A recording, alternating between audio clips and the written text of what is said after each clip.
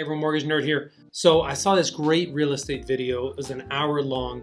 Mixed feelings about this guy because he's ultra conservative. He talks about when you buy a house, it needs to be a 15-year mortgage. It needs to be 25% of what you make. Nobody gets 15-year mortgages. He's ultra conservative. I mean, not say nobody. Very few people do.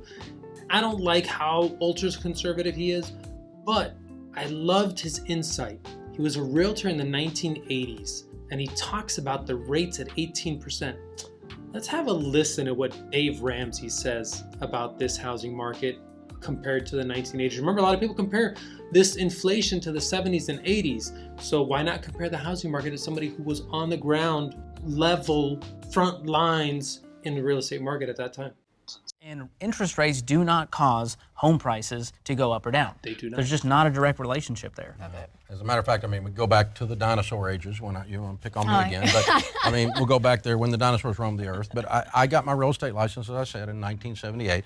So I was selling real estate. In 1978, the rates went from 9.75% to 10%. It was the first time we saw interest rates go above 10% was in 1978, in modern history anyway, for homes.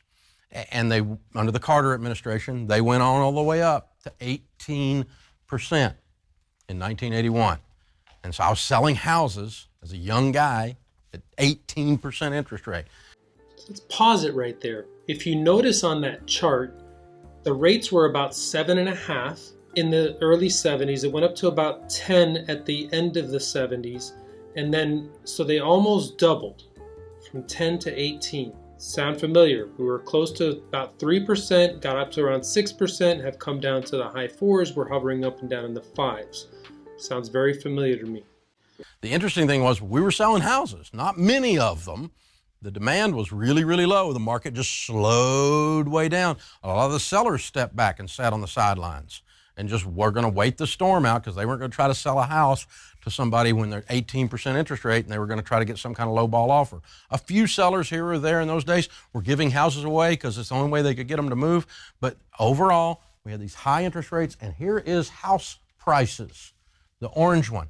House prices did not go down during the most extreme, crazy interest rate increase in history. They didn't go down at all. They steadily have increased all the way up into the 90s, regardless of what the interest rates were. So, I mean, by the time, we came around to 1983, 84, interest rates came down to 14%. I sold 78 houses that year at 14% fixed rate. Now, that's just wild, y'all. That's crazy. But all that was the demand was sitting back there from those buyers that didn't buy at 18. And when it came down just a little bit, they immediately, like after COVID, came back into the market and kept going. Bottom line is, though, the supply-demand curves did not cross. And so you continue to see these house prices increase regardless of interest rates, regardless of interest rates. Interest rates will not cause home prices to go down. There's no time in history they have. So I actually heard something this time around that I didn't hear before, which is he says the buyers sat back, the demand went away, right? Because they were like, oh, the rates are too high. The sellers also stepped back. It's exactly what's going on right now in 2022, in August of 2022, is all these sellers, the inventory started to go up, but it was the normal inventory rise. It started to taper off. So inventory is not going crazy. Sellers are not coming off the sidelines. Buyers are not coming off the sidelines. It is exactly what happened when rates hit 18% back then.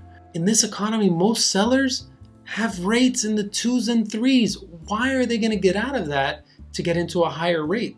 We have stagflation. It's a term that was used back then as well. The economy has stagnated. The housing recession, as people say, is a stagnation recession that we have now in housing, not a crash. Supply and demand drives everything. There's not enough supply. There's not enough foreclosures. There's not enough people that need to sell because their payments are nice and low. In 2006, 2007, 2008, their payments were all extremely high because the rates were high, the values were high, the foreclosures were happening because it was bad loans. It's just such night and day.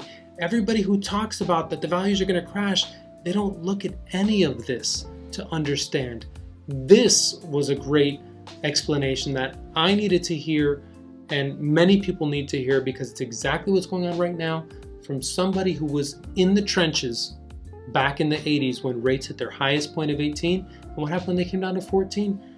That's when the buyers came back. So when we go back down to the 4s, probably by the end of this year, watch buyers start coming back and watch sellers start to say, let me start listing again, because now I think I'll have a little more control in selling this property. Watch, it's going to work out. Mortgage Nerd out.